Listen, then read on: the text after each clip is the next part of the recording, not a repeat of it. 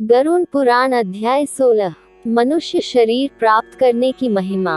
धर्माचरण ही मुख्य कर्तव्य। शरीर और संसार की दुख रूपता तथा नश्वरता, मोक्ष धर्म निरूपण। गरुड़ जी ने कहा, हे दया सिंधो, अज्ञान के कारण जीव जन्म मरण रूपी संसार चक्र में पड़ता है, यह मैंने सुना। अब मैं मोक्ष के सनातन उपाय को सुनना चाहता हूँ। हे भगवान, हे देव देवेश, हे शरणागत वत्सल, सभी प्रकार के दुखों से मलिन तथा सारहित इस भयावह संसार में अनेक प्रकार के शरीर धारण करके अनंत जीव राशियां उत्पन्न होती हैं और मरती हैं, उनका कोई अंत नहीं है। ये सभी सदा दुख से पीड़ित रहते हैं, इन्हें कहीं सुख नहीं प्राप्त होता। हे मोक्षेश, हे प्रभु, किस उपाय के करने से इन्हें इस संस्कृति चक्र से मुक्ति प्राप्त हो सकती है, इसे आप मुझे बताएं। श्री भगवान ने कहा, हे तार्क्ष्य, तुम इस विषय में मुझसे जो पूछते हो मैं बतलाता हूँ। सुनो, जिसके सुनने मात्र से मनुष्य संसार से मुक्त हो जाता है, वह परब्रह्म परमात्मा निष्कल कलारहित परब्रह्म स्वरूप, शिव स्वरूप, सर्वज्ञ, सर्वेश्वर, निर्मल तथा अद्वैत भाव रहित है। वह परमात्मा स्वत प्रकाश है, अनादि अनंत, निर्विकार, परात्पर, निर्गुण और सच्चिदानंद स्वरूप है। ये जीव उसी का अंश है। जैसे अग्नि से बहुत से स्फुलिंग अर्थात चिंगारियां निकलती हैं, उसी प्रकार अनादिकालीन अविद्या से युक्त होने के कारण अनादिकाल से किए जाने वाले कर्मों के परिणाम स्वरूप देहादि उपाधि को धारण करके जीव भगवान से पृथक हो गए हैं। वे जीव प्रत्येक जन्म में पुण्य और पापरूप सुख दुख प्रदान करने वाले कर्मों से नियंत्रित होकर तत्त जाति के योग से देह, शरीर, आयु और कर्मानुरोधी भोग प्राप्त करते हैं। हे खग, इसके पश्चात भी पुनः वे अत्यंत सूक्ष्म लिंग शरीर प्राप्त करते हैं और यह क्रम मोक्ष पर्यंत स्थित रहता है। ये जीव कभी स्थावर, वृक्ष, लतादि जड़ योनियों में, पुनः कृमियोनियों में, तदनंतर जलचर, पक्षी और पशु योनियों को प्राप्त करते हुए मनुष्य योनि प्राप्त करते हैं, फिर धार्मिक मनुष्य के रूप में और पुनः देवता तथा देवयोनि के पश्चात क्रमशः मोक्ष प्राप्त करने के अधिकारी होते हैं। उद्भिज, स्वेत्स और पिंड जरायुज, इन चार प्रकार के शरीरों को सहस्त्रों बार धारण करके उनसे मुक्त होकर सुकृतवश पुण्य प्रभाव से जीव मनुष्य शरीर प्राप्त करता है और यदि वह ज्ञानी हो जाए तो मोक्ष प्राप्त कर लेता है। जीवों की 84 लाख योनियों में मनुष्य योनि के अतिरिक्त अन्य किसी भी योनि में तत्वज्ञान प्राप्त नहीं होता। पूर्वोक्त विभिन्न योनियों में हजारों हजार करोड़ों बार जन्म लेने के अनंतर उपार्जित पुण्य पुंज के कारण कदाचित मनुष्य योनि प्राप्त होती है। मोक्ष प्राप्ति के लिए सोपानभूत ये दुर्लभ मनुष्य शरीर प्राप्त करके इस संस्कृति चक्र से जो अपने को मुक्त नहीं कर लेता, उससे अधिक पापी और कौन होगा। उत्तम मनुष्य शरीर में जन्म प्राप्त करके और समस्त सौष्ठव संपन्न अविकल इंद्रियों को प्राप्त करके भी जो व्यक्ति अपने हित को नहीं जानता, वह ब्रह्मघातक होता है। शरीर के बिना कोई भी जीव पुरुषार्थ नहीं कर सकता, इसलिए शरीर और धन की रक्षा करता हुआ इन दोनों से पुण्योपार्जन करना चाहिए। मनुष्य को सर्वदा अपने शरीर की रक्षा करनी चाहिए, क्योंकि शरीर सभी पुरुषार्थों का एकमात्र साधन है, इसलिए उसकी रक्षा का उपाय करना चाहिए। जीवन धारण करने पर ही व्यक्ति अपने कल्याण को देख सकता है। गांव, क्षेत्र, धन, घर और शुभाशुभ कर्म पुनः पुनः प्राप्त हो सकते हैं, किंतु मनुष्य शरीर पुनः पुनः प्राप्त नहीं हो सकता। इसलिए बुद्धिमान व्यक्ति सदा शरीर की रक्षा का उपाय करते हैं। कुष्ठ आदि रोगी भी अपने शरीर को त्यागने की इच्छा नहीं करते। शरीर की रक्षा धर्माचरण के उद्देश्य से और धर्माचरण ज्ञान प्राप्ति के उद्देश्य से ज्ञान, ध्यान एवं योग की सिद्धि के लिए और फिर ध्यान योग से मनुष्य अविलंब मोक्ष प्राप्त कर लेता है। यदि मनुष्य स्वयं ही अपने आत्मा का अहित से निवारण नहीं कर लेता तो आत्मा का दूसरा कौन हितैषी होगा जो आत्मा को तारेगा। जो जीव मनुष्य के शरीर में रहकर इसी जन्म में नरकरूपी व्याधि की चिकित्सा नहीं कर लेता, वह परलोक में जाने पर जहाँ औषध नहीं प्राप्त है, नरक व्याधि से पीड़ित होने पर फिर क्या कर सकेगा। वृद्धावस्था बाघिन के समान सामने खड़ी है। फूटे हुए घड़े के गिरने वाले जल की भांति प्रतिक्षण आयु समाप्त होती जा रही है। रोग शत्रु की भांति प्रहार कर रहे हैं। अतः श्रेय प्राप्ति के लिए जीव को अभ्यास करना चाहिए। जब तक दुख प्राप्त नहीं होता, जब तक आपत्तियां घेर नहीं लेती और जब तक इंद्रियों में वैकल्य शिथिलता नहीं आ जाता, तब तक श्रेय प्राप्ति के लिए जीव को प्रयास करते रहना चाहिए। जब तक ये शरीर है तभी तक तत्वज्ञान का अभ्यास करना चाहिए। भवन में आग लग जाने पर कौन ऐसा दुर्बुद्धि मनुष्य है जो कुआं खोदना प्रारंभ करता है। बहुविध सांसारिक कार्य प्रपंचों में व्यस्त रहने के कारण काल का ज्ञान नहीं होता। ये क्लेश की बात है कि मनुष्य अपने सुख दुख और हित की बात को नहीं समझता। संसार में जीवों को उत्पन्न होते हुए, रोग आदि से दुखी होते हुए, मृत्यु प्राप्त करते हुए और आपत्तिग्रस्त तथा दुखी देखकर भी सांसारिक मनुष्य मोहरूपी मदिरा को पीकर कभी भी भयभीत नहीं होता। भौतिक संपत्ति स्वप्न के समान नश्वर क्षणभंगुर है। यौवन भी पुष्प के समान मुरझा जाने वाला है। आयु बादलों में चमकने वाली बिजली के समान चंचल है। ये सब जानते हुए भी मनुष्य को कैसे धैर्य हो सकता है। एक तो मनुष्य की 100 वर्ष की आयु ही बहुत थोड़ी है, उसमें भी निद्रा और आलस्य के वशीभूत होकर उसका आधा भाग बीत जाता है और जो शेष है वह भी बाल्यावस्था, रोग और जरा में होने वाले दुख से चला जाता है और जो थोड़ा बचा वह भी निष्फल ही बीत जाता है। प्रारंभ करने वाले कार्य के विषय में जो उद्योग नहीं करता और जहाँ ब्रह्मचिंतन आदि में जागरूक रहना चाहिए वहाँ वह सोता रहता है। इसके विपरीत जहाँ सदा सदा भय विद्यमान है उस संसार में, वहाँ वह विश्वस्त है। ऐसा जो मनुष्य है वह भागा क्यों नहीं मारा जाएगा। जल में उठने वाले फेन के समान अतीव क्षणभंगुर देह को प्राप्त करके जीवात्मा उसमें स्थित रहता है। ये शरीर ही उसको प्रिय सवास के रूप में प्रतीत होता है, किंतु इस अनित्य शरीर में जीवात्मा निर्भय होकर कैसे रह सकता है। जो अहित करने वाले विषय भोगों में ही हित बुद्धि रखता है तथा अनिश्चित पुत्र कलत्र देह गेहादि को स्थायी समझता है और भौतिक धन संपत्ति आदि अनर्थकारी वस्तुओं में जो अर्थ बुद्धि रखता है, वह अपने परमार्थ को नहीं जानता। जो ये जगत किसी का नहीं हुआ ऐसा देखते हुए भी गिर रहा है और आत्मज्ञान विषयक वचनों को सुनते हुए भी जिसे बोध नहीं होता, पढ़ करके भी उसका अर्थ नहीं समझता, ऐसा इसलिए होता है कि जीव भगवान की माया से मोहित है। मृत्यु, रोग और जगरूपी ग्रहों के द्वारा गंभीर काल सागर में डूबते हुए इस जगत को कोई भी नहीं जान पाता। प्रतिक्षण क्षीण होते हुए भी इस काल की सूक्ष्म गति को जीव वैसे ही नहीं जान पाता जैसे कच्चे घड़े में स्थित जल के विगलित होने का ज्ञान नहीं हो पाता। कदाचित वायु का बांधना संभव हो सकता है, आकाश को खंड खंड करने की तरंगों के गुम्फन की कल्पना भी संभव हो सकती है, परंतु वायु के शाश्वत होने की आस्था कथमपि संभव नहीं हो सकती।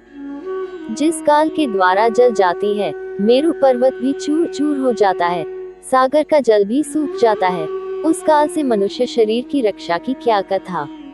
मेरा पुत्र, मेरी पत्नी, मेरा धन, मेरे बांधव, इस प्रकार मैं कहते हुए मनुष्य रूपी बकरे को हठपूर्वक काल रूपी भेड़िया मार डालता है। यह मैंने कर लिया, ये करना शेष है, ये दूसरा कार्य भी अभी कुछ करना बाकी है। इस प्रकार की इच्छा से युक्त मनुष्य को यमराज अपने वश में कर लेते हैं। कल किए जाने वाले कार्य को आज, अपराह्न में किए जाने वाले कार्य को पूर्वाह्न में ही कर लेना चाहिए, क्योंकि मनुष्य ने अपना कार्य कर लिया है अथवा नहीं, इसकी प्रतीक्षा मृत्यु नहीं करती। वृद्धावस्था जिसको रास्ता दिखाने वाली है, अत्युग्र रोगी जिसके सैनिक है, ऐसे मृत्यु रूपी शत्रु के तुम सम्मुख स्थित हो, फिर उस प्रबल शत्रु से रक्षा करने वाले परमात्मा की ओर क्यों नहीं देखते, अर्थात उनकी ओर उन्मुख क्यों नहीं होते।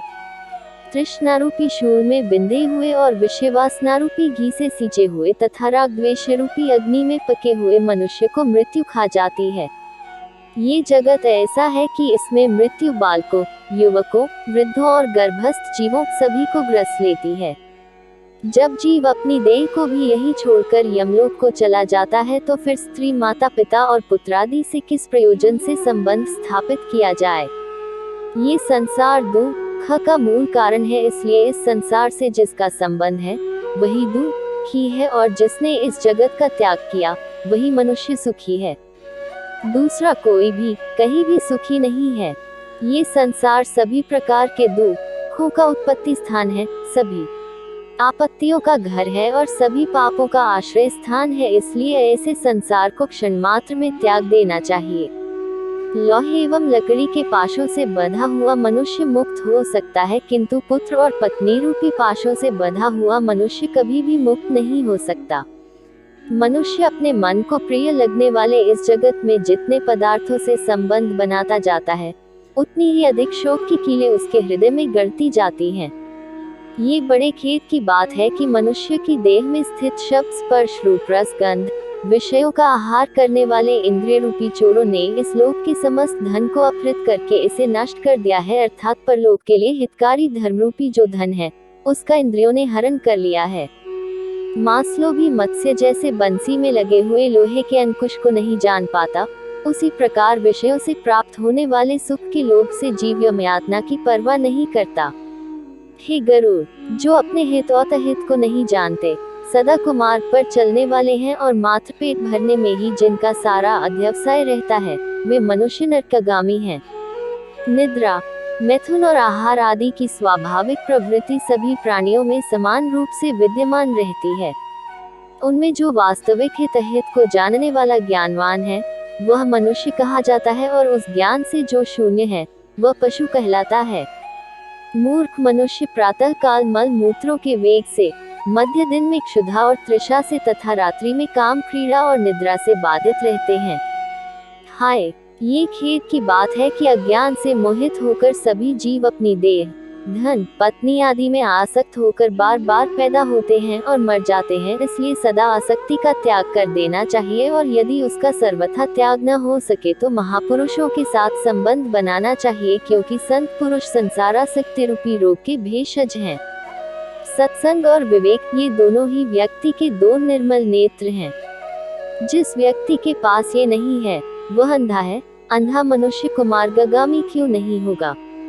अपने अपने वर्ण और आश्रम के लिए शास्त्र बोधित आचारों का पालन करने में संलग्न रहने वाले सभी मनुष्य यदि परम धर्म को नहीं जानते तो वे दंभाचारी व्यर्थ में नष्ट हो जाते हैं। कुछ लोग अनेक प्रकार की क्रियाओं को करने का प्रयत्न करते हैं और कुछ अन्य व्रत, उपवास आदि में संलग्न रहते हैं। अज्ञान से आवृत आत्मा वाले कुछ लोग ढोंगी बनकर विचरण करते हैं। कर्मकांड में आस्था रखने वाले मनुष्य शास्त्र बोधित नामात्र की फलश्रुतियों से संतुष्ट होकर के मंत्रोच्चारण और होमादि कृत्यों से तथा यज्ञ से विस्तृत विधानों से भ्रांत रहते हैं, उन्हीं में उलझे रहते हैं। मेरी माया से विमोहित होकर शरीर को सुखाने वाले मूर्ख लोग एक भुक्त, उपवास आदि व्रतों का आचरण करके परोक्ष परमगति को प्राप्त करना चाहते हैं। शरीर को दंड देने मात्र से क्या अविवेकी पुरुषों को मुक्ति प्राप्त हो सकती है? वल्मीक सांप की बावी को ताड़न करने मात्र से क्या कहीं भी महासर्प की मृत्यु होती है? बड़ी लंबी जटाओं के भार को ढोने वाले और मृगचर्म आदि से युक्त दाम्भिक पुरुष वेश धारण करके ज्ञानी की भांति ही लोक में भ्रमण करते हैं और लोगों को भी भ्रमित करते हैं। सांसारिक सुख में आसक्त जो व्यक्ति मैं ब्रह्मज्ञानी हूँ ऐसा कहता है, वह कर्म मार्ग तथा ब्रह्म ज्ञान मार्ग दोनों मार्गों से भ्रष्ट हो जाता है। उसे चांडाल की भांति छोड़ देना चाहिए। संसार में, घर में और अरण्य में लज्जा त्याग कर समान रूप से नग्न होकर गर्दभ आदि पशु भी विचरण करते हैं, तो क्या इस आचरण से वे संसार से विरक्त हो जाते हैं? यदि मिट्टी और भस्म के धारण करने मात्र से मनुष्य मुक्त हो जाए तो मिट्टी और भस्म में शयन करने वाला वह कुत्ता भी क्या मुक्ति प्राप्त कर लेगा? घास पात और जल का आहार करने वाले तथा निरंतर जंगल में निवास करने वाले श्रृंगार, चूहे तथा मृग आदि पशु भी क्या तपस्वी योगी हो जाते हैं? अर्थात अन्न छोड़ देने, ग्राम या नगर में निवास छोड़कर वन में रहने मात्र से कोई सन्यासी नहीं हो जाता। मंडूक अर्थात मेढक और मत्स्य आदि जलचर जीव जन्म से लेकर मृत्यु पर्यंत गंगा आदि नदियों में निवास करते हैं, तो क्या वे योगी हो जाते हैं? कबूतर शिलवृत्ति कंकड़ का आहार करने वाले हैं तथा चातक कभी भी भूमि पर स्थित जल को नहीं पीते, तो क्या इससे वे व्रती हो जाते हैं? इसलिए हे खगेश्वर, पूर्वोक्त संपूर्ण कर्मानुष्ठान केवल लोकरंजन मात्र के लिए है। मोक्ष का अकरण तो साक्षात तत्वज्ञान ही है। हे खग, सद्दर्शन रूपी महाकूप में पड़े हुए मनुष्य रूपी पशु परमार्थ को नहीं जानते हैं, क्योंकि वे पशुपाश से नियंत्रित रहते हैं। वेद और शास्त्र रूपी घोर समुद्र में इधर उधर ले जाए जाते हुए कुतार्किक व्यक्ति षडूर्मियों क्षुधा पिपासा शोक मोह और जन्म मृत्यु को षडूर्मी कहा जाता है से ग्रस्त होकर स्थित रहते हैं। वेद शास्त्र और पुराणों को जानने वाला भी जो मनुष्य परमार्थ को नहीं जानता, विडंबनाग्रस्त उसका पूर्वोक्त संपूर्ण ज्ञान कोई के कांव कांव करने जैसा है। परम तत्व से पराडमुख जीव ये ज्ञान है, ये ज्ञेय है, इसी चिंता से व्याकुल होकर रात दिन शास्त्रों का अध्ययन करते हैं। काव्योचित अलंकारों से सुशोभित गद्य वाक्य रचना या छंदोबद्ध कविता की रचना करने पर भी विषयोपभोग के प्रति लालायित इंद्रियों वाले तत्वज्ञान रहित मूढ़ व्यक्ति नाना चिंताओं के कारण दुखी रहते हैं। परम तत्व की प्राप्ति तो अन्य प्रकार से होती है, किंतु लोग अन्य प्रकार के उपाय करके क्लेश प्राप्त करते हैं। शास्त्र का भाव तो कुछ और होता है, परंतु वे उसकी व्याख्या कुछ दूसरे प्रकार से करते हैं। कुछ अहंकारी व्यक्ति गुरुपदेश आदि को प्राप्त न करके भी उन्मनी भाव के विषय में कहते हैं, पर वे स्वयं उसका अनुभव नहीं करते। बहुत से लोग वेद और शास्त्र का अध्ययन तो करते हैं और परस्पर एक दूसरे को बोध भी कराते हैं, तात्पर्य समझाते हैं, पर वे परम तत्वों के विषय में उसी प्रकार कुछ नहीं जानते जिस प्रकार कलछी पाकरस को नहीं जानती। पुष्प को धारण तो सिर करता है, किंतु उस पुष्प की गंध को नासिका ही जानती है। ठीक इसी प्रकार वेद और शास्त्र का अध्ययन में उसी प्रकार भटकता फिरता रह जाता है, जैसे कोई मूर्ख वाला अपनी कोख में बकरे को पकड़े रखने पर भी उसको खोजने के लिए कुएं में देखता है। संसार के मोह का नाश करने के लिए शास्त्र के शब्दों के अर्थ को जानना मात्र पर्याप्त नहीं है। दीपक की बात से कभी अंधकार की निवृत्ति नहीं हो सकती। बुद्धिहीन मनुष्य का पढ़ना अंधे व्यक्ति के दर्पण देखने के समान व्यर्थ है। अतः बुद्धिमान व्यक्ति को ही शास्त्रीय तत्वज्ञान का लक्षण हो सकता है, अर्थात बुद्धिमान को ही तत्वज्ञान लक्षित हो सकता है। जो ये ज्ञान यहाँ है, इसे जानना चाहिए। इस प्रकार बुद्धि करके शास्त्र में प्रतिपाद्य सब कुछ सुनना चाहता है, वह 1000 दिव्य वर्षों की आयु प्राप्त करके भी शास्त्रों का अंत प्राप्त नहीं कर सकता। अनेक शास्त्र हैं, आयु अत्यल्प है, जिसमें करोड़ों विघ्न है, इसलिए जैसे हंस जल के मध्य से दूध को ग्रहण कर लेता है, उसी प्रकार बुद्धिमान व्यक्ति को भी शास्त्र के सार तत्व का ज्ञान प्राप्त करना चाहिए। वेद शास्त्रों का अभ्यास कर वहां से तत्वज्ञान प्राप्त करके बुद्धिमान मनुष्य को चाहिए कि जैसे धान चाहने वाला व्यक्ति धान ग्रहण करके पलाल अर्थात पुआल को छोड़ देता है, उसी तरह उसे भी अन्य सभी शास्त्रों को छोड़ देना चाहिए। जैसे अमृत से तृप्त व्यक्ति के लिए भोजन की कोई आवश्यकता नहीं होती, उसी प्रकार हे तार्क्ष्य तत्वज्ञ को शास्त्र से कोई प्रयोजन नहीं होता। हे विंतात्मज, न वेदाध्ययन से मुक्ति प्राप्त होती है और न शास्त्रों के अध्ययन से ही। मोक्ष की प्राप्ति ज्ञान से ही होती है, किसी दूसरे उपाय से नहीं। जिस प्रकार मुक्ति के लिए न तो आश्रम धर्म का अनुष्ठान कारण है, न दर्शनों का अध्ययन कारण है, उसी प्रकार श्रौत स्मार्त कर्म भी कारण नहीं है। मात्र ज्ञान ही मोक्ष का उपाय है।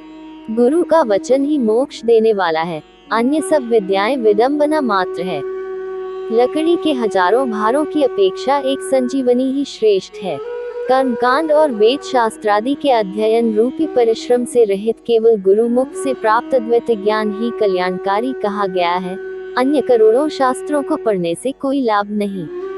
वेदादि आगम शास्त्रों का अध्ययन तथा विवेक, इन दो साधनों से ज्ञान की प्राप्ति होती है। आगम से शब्द ब्रह्म का ज्ञान प्राप्त होता है और विवेक से परब्रह्म का ज्ञान प्राप्त होता है। कई विद्वान अद्वैत को वास्तविक परमतत्व स्वीकार करते हैं और कुछ अन्य विद्वज्जन द्वैतत्व की ही प्रतिष्ठा चाहते हैं, किंतु द्वैत और अद्वैत से पृथक सभी के लिए समान रूप से स्वीकार्य परम तत्व को कोई नहीं जानता। न मम मेरा नहीं है और मम मेरा है, ये दो पद भावनाएं ही बंधन और मोक्ष के कारण हैं। मम बुद्धि करने से प्राणी बंधन को प्राप्त होता है और मेरा नहीं है, इस प्रकार की भावना करने से मुक्त होता है।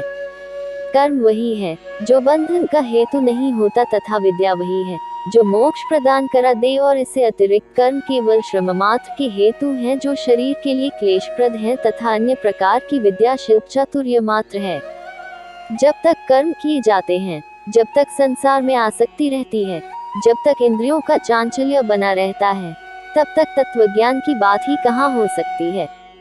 जब तक देहाभिमान, देह को अपना स्वरूप मानना है, जब तक ममता रहती है, जब तक प्रयत्नों का वेग रहता है, जब तक संकल्प की कल्पना होती रहती है, जब तक मन स्थिर नहीं हो जाता, जब तक शास्त्र का चिंतन नहीं किया जाता तथा जब तक गुरु की कृपा नहीं प्राप्त होती, तब तक तत्वज्ञान की चर्चा ही कहाँ होती है।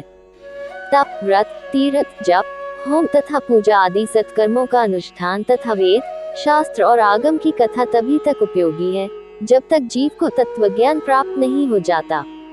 इसलिए हे तार्क्ष्य, यदि अपने मोक्ष की इच्छा हो तो सर्वदा संपूर्ण प्रयत्नों का सभी अवस्थाओं में निरंतर अनुष्ठान करके तत्वज्ञान की प्राप्ति में संलग्न रहना चाहिए। जो प्राणी आधि भौतिक, आधि दैविक, आध्यात्मिक तापत्रय से सदा संतप्त रहता है, उसे मोक्ष वृक्ष की छाया का आश्रय करना चाहिए।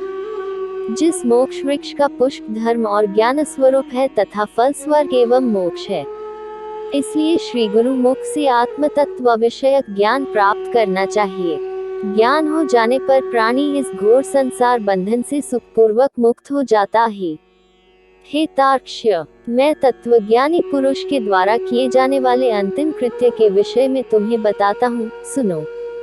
जिस उपाय को करके जीव को ब्रह्म निर्वाण संज्ञक मोक्ष की प्राप्ति होती है, अंतकाल के आ जाने पर पुरुष भय छोड़कर अनासक्ति रूपी शस्त्र से देह गेहादि विषयक ममत्व को काट डाले। वह धीर पुरुष घर से निकलकर पवित्र तीर्थ के जल में स्नान करके पवित्र और एकांत देश में विधिवत आसन लगाकर बैठ जाए और शुद्ध परम त्रिवृत ब्रह्माक्षर अर्थात ओंकार का मन से अभ्यास करे तथा ब्रह्मबीज स्वरूप ओंकार का निरंतर स्मरण करके श्वास को जीतकर मन को नियंत्रित करे। बुद्धि रूपी सारथी की सहायता से मन रूपी लगाम के द्वारा इंद्रियों को विषयों से निगृहीत कर ले और कर्मों के द्वारा आक्षिप्त मन को बुद्धि की सहायता से शुभ अर्थ में अर्थात परब्रह्म के चिंतन में लगा दे। मैं ब्रह्म हूँ, मैं परम धाम हूँ और परम पदरूपी ब्रह्म में हूँ, ऐसी समीक्षा करके अपनी आत्मा को निष्कल परमात्मा में लगा दे और ओम इस एकाक्षर ब्रह्म का उच्चारण करता हुआ तथा मेरा स्मरण करता हुआ जो मनुष्य देह त्याग करता है, वह इस संसार से तर जाता है और परम गति प्राप्त करता है। मान और मोह से रहित तथा आसक्ति से उत्पन्न होने वाले दोषों को जीत लेने वाले, सुख दुख आदि द्वंद्वों से मुक्त ज्ञानी पुरुष उस शाश्वत अविनाशी परम पद को प्राप्त होते हैं। जो व्यक्ति राग और द्वेष रूपी मलों का अपहरण करने वाले ज्ञान रूप जलाशय और सत्य स्वरूप जल वाले मानस तीर्थ में स्नान करता है, वह मोक्ष प्राप्त कर लेता है। जो प्रौढ़ वैराग्य को धारण करके अन्य भावों का परित्याग कर केवल मद विषयक भावना के द्वारा मेरा भजन करता है, ऐसा पूर्ण दृष्टि रखने वाला अमलांतरात्मा संधि मोक्ष को प्राप्त होता है। तीर्थ में मृत्यु हो जाए, इस उत्कंठा से उत्सुक होकर जो अपने घर का परित्याग करके तीर्थ में निवास करता है और मुक्ति क्षेत्र में मरता है, वही मोक्ष प्राप्त करता है। अयोध्या, मथुरा, कनखल, हरिद्वार, काशी, कांची, अवंतिका और द्वारावतीपुरी, ये 7 पुरियां मोक्ष देने वाली हैं। हे तार्क्ष्य, मैंने सनातन मोक्ष धर्म को तुम्हें बता दिया। ज्ञान और वैराग्य के सहित इसे सुनकर पुरुष मोक्ष प्राप्त करता है। तत्वज्ञ पुरुष मोक्ष प्राप्त करते हैं, धार्मिक पुरुष स्वर्ग को प्राप्त होते हैं। पापियों की दुर्गति होती है और पशु पक्षी आदि पुनः पुनः जन्म मरण रूपी संसार में भ्रमण करते हैं। इस प्रकार सभी शास्त्रों का सारोद्धार मैंने 16 अध्यायों में कह दिया। अब और क्या सुनना चाहते हो? सूत उवाच, सूत जी ने कहा, हे राजन, गरुड़ जी ने भगवान के मुख से ऐसा वचन सुनकर उन्हें बार बार प्रणाम करके अंजलि बांधकर इस प्रकार कहा। गरुड़ जी ने कहा, हे देवाधिदेव भगवान, हे नाथ, हे प्रभु, अपने अमृतमय वचनों को सुनाकर आपने मुझे भवसागर से तार दिया है। अब मेरा संदेह समाप्त हो गया और मैं कृतार्थ हो गया हूँ, इसमें संशय नहीं। ऐसा कहकर गरुड़ जी ने मौन होकर भगवत ध्यान परायण हो गए। स्मरण करने से जो दुर्गति का हरण कर लेते हैं, पूजन और यज्ञ के द्वारा जो सद्गति प्रदान करते हैं और अपनी परम भक्ति के द्वारा जो मुक्ति प्रदान करते हैं, वे हति मेरी रक्षा करें। इस प्रकार गरुड़ पुराण के अंतर्गत सारोद्धार में भगवान विष्णु और गरुड़ के संवाद में मोक्ष धर्म निरूपण नामक 16वां अध्याय पूरा हुआ। गरुड़ पुराण श्रवण सुनने का फल। श्री भगवान ने कहा, हे तार्क्ष्य, इस प्रकार मैंने और्ध्वदैहिक कृत्यों के विषय में सब कुछ कह दिया। मरना शौच में 10 दिन के अंदर इसे सुनकर व्यक्ति सभी पापों से मुक्त हो जाता है। ये परलोक संबंधी कर्म पितरों को मुक्ति प्रदान करने वाला है और परलोक में तथा इस लोक में भी पुत्र को वांछित फल देकर सुख प्रदान करने वाला है। जो नास्तिक अधम व्यक्ति प्रेत का ये और्ध्वदैहिक कर्म नहीं करते, उनका जल सुरा के समान अपे है, इसमें कोई संशय नहीं। देवता और पितृगण उसके घर की ओर नहीं देखते, अर्थात दोनों की ही कृपा दृष्टि उन पर नहीं होती और उनके पितरों के कोप से पुत्र पुत्रादि की भी दुर्गति होती है। प्रेत क्रिया के बिना ब्राह्मण, क्षत्रिय, वैश्य, शूद्र और इत्रजनों को भी चांडाल के समान जानना चाहिए। जो इस पुण्यप्रद प्रेत कल्प को सुनता और सुनाता है, वे दोनों ही पाप से मुक्त होकर दुर्गति को नहीं प्राप्त होते हैं। माता और पिता के मरण में जो पुत्र गरुड़ पुराण सुनता है, उसके माता पिता की मुक्ति होती है और पुत्र को संतति की प्राप्ति होती है। जिस पुत्र ने माता पिता की मृत्यु होने के अनंतर गरुड़ पुराण का श्रवण नहीं किया, गया श्राद्ध नहीं किया, वृषोत्सर्ग नहीं किया, मासिक तथा वार्षिक श्राद्ध नहीं किया, वह कैसे पुत्र कहा जा सकता है और ऋणत्रय से उसे कैसे मुक्ति प्राप्त हो सकती है और वह पुत्र माता पिता को तारने में कैसे समर्थ हो सकता है। इसलिए सभी प्रकार के प्रयत्नों को करके धर्म, अर्थ, काम तथा मोक्ष रूप पुरुषार्थ चतुष्टय को देने वाले तथा सर्वविध दुख का विनाश करने वाले गरुड़ पुराण को अवश्य सुनना चाहिए। ये गरुड़ पुराण पुण्यप्रद, पवित्र तथा पापनाशक है, सुनने वालों की कामनाओं को पूर्ण करने वाला है, अतः सदा ही इसे सुनना चाहिए। इस पुराण को सुनकर ब्राह्मण विद्या प्राप्त करता है, क्षत्रिय पृथ्वी प्राप्त करता है, वैश्य धनाढ्य होता है और शूद्र पातकों से शुद्ध हो जाता है। इस गरुड़ पुराण को सुनकर सुनाने वाले आचार्य को पूर्वोक्त श्रेयात दान आदि संपूर्ण दान देने चाहिए, अन्यथा इसका श्रवण फलदायक नहीं होता। पहले पुराण की पूजा करनी चाहिए, तदनंतर वस्त्र, अलंकार, गोदान और दक्षिणा आदि देकर आदर पूर्वक वाचक की पूजा करनी चाहिए। प्रचुर पुण्यफल की प्राप्ति के लिए प्रभूतन, स्वर्ण और भूमि दान के द्वारा श्रद्धा भक्ति पूर्वक वाचक की पूजा करनी चाहिए। वाचक की पूजा से ही मेरी पूजा हो जाती है, इसमें संशय नहीं, और वाचक के संतुष्ट होने पर मैं भी संतुष्ट हो जाता हूँ, इसमें भी कोई संशय नहीं। इस प्रकार गरुड़ पुराण के श्रवण का फल संपूर्ण हुआ। इस प्रकार गरुड़ पुराण सारोद्धार संपूर्ण हुआ।